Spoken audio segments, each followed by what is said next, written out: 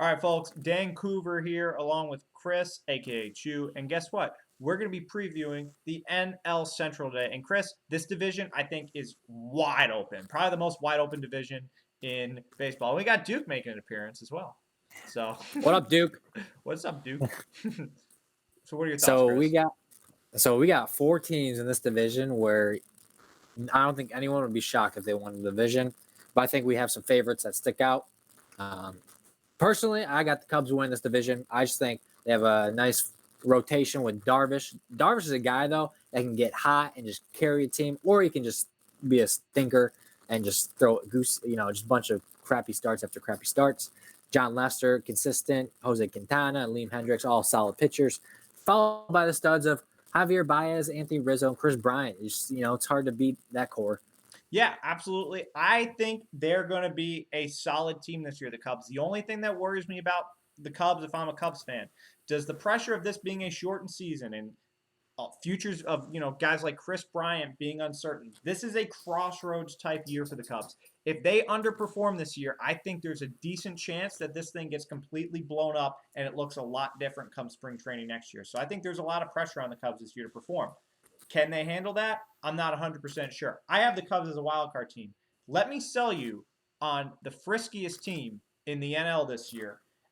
It's the Cincinnati Reds. This lineup that they have is full of power. They play in a ballpark that is super, super tiny. That's right, kids. They call it the Great American Small Park. Joey Votto, yeah, he's getting old, but you know what? He can still hit dingers. Mike Moustakas, that dude likes to hit dingers. Eugenio Suarez, guess what he likes to do? Hit dingers. They have an absolutely loaded lineup, and I think if they're ready to win games 8-5, 9-6, those type of games, which I think they're built to do, I think they could surprise a lot of people and win the division. And they have a nice 1-2-3 punch at the start in their rotation. Luis Castillo, Sonny Gray, Trevor Bauer. That's a nice, lead dogs to have in your rotation. So they're definitely. I have them getting into the playoffs as my wild card pick because I just think they have a good mix of boppers, and they also have a good mix of starting rotation pitchers, and that's what you need in a short season. Guys who can help you win games with the high scoring games, or guys that can shut down the opponent. So that's going to play a big role. They also forgot to mention, I think Nick Castellanos is a huge addition to this team. Going from Comerica Park, the biggest outfield basically in all baseball, to basically playing on a little league field. Yes. So his not over the past few years, he's actually had more total bases than Mike Trout. Just a little fun fact for you. I didn't know that. Yes. He's a doubles machine. So those doubles now will be turning into home runs at Great American Ballpark. You're 1,000% right about that. I think he's going to hit dingers there. I like that take a lot. So you have the Cubs winning the division and the Reds as a wild card. I have the Reds winning the division and the Cubs as a wild card. Let's talk about a team that was pretty hot last year. Let's talk about the Brewers for a second here, because I think we both think that they're going to take a bit of a step back this year. Is that correct? I think so. I think they lost a lot of key pieces in the offseason. I just don't think they have the pitching to push them over the hump. If Yelich starts slow, I think they're doomed because he basically carried that team last year before he got hurt. So it's just tough seeing the Brewers in this division with losing some key pieces, being a prime factor for the division title. Yeah, when it comes to Yelich, there's the most pressure on him to be good.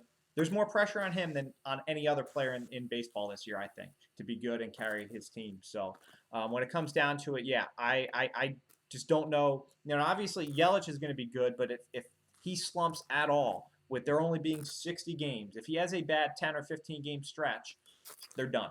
They're absolutely done.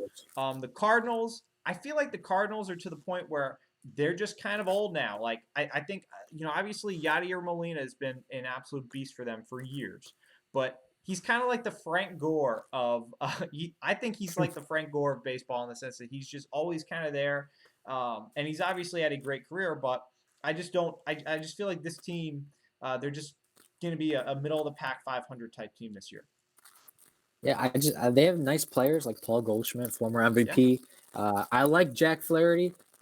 He's an ace. He's got ace kind of stuff. I think the Cardinals will be a good team, but I just think there are better teams in the division. And yeah, I don't know. I think they finished around third place, right behind the Cubs and Reds, in my opinion. All right, there we go. And then obviously the Pirates stink, and they might win 20 games. Pittsburgh. So. Pittsburgh. We're talking about Pittsburgh. Oh my God. Yeah, absolutely. So anyway, so there you have it. Chris has the Cubs winning the division with the Reds as a wild card. I have the Reds winning the division with the Cubs as a wild card. A little inverse action there. If you're watching on YouTube, hit that subscribe button. If you're watching on Facebook, hit that like button. Thanks for watching. We're going to be posting all the divisions this week.